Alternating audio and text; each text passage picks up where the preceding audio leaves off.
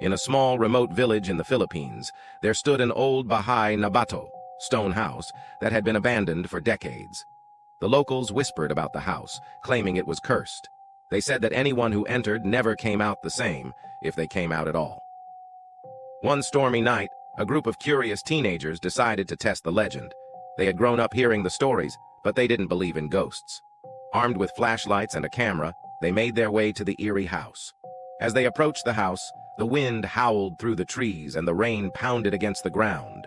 The front door creaked open as if inviting them in. Hesitant but determined, they stepped inside.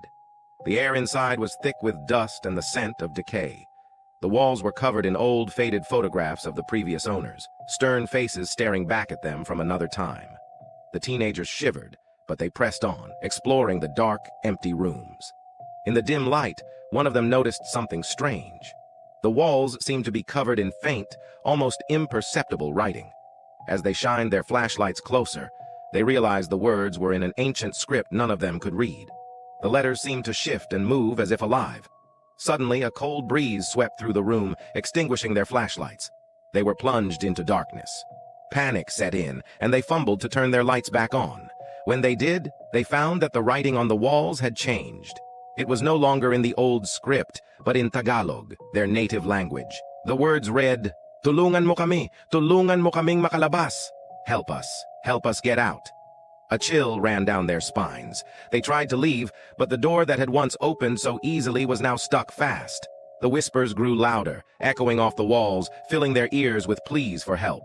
The teenagers felt a cold presence around them, like unseen hands reaching out, desperate to escape their eternal prison. In a frenzy, they pushed against the door with all their strength. Finally, it gave way, and they tumbled out into the rain-soaked night. Gasping for breath, they ran back to the village, never looking back.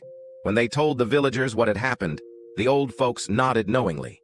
They explained that the house had been cursed long ago when a family was trapped inside during a fire. The villagers had tried to help, but the family perished, and their spirits had been trapped in the walls ever since, seeking someone to free them. The teenagers never spoke of the incident again.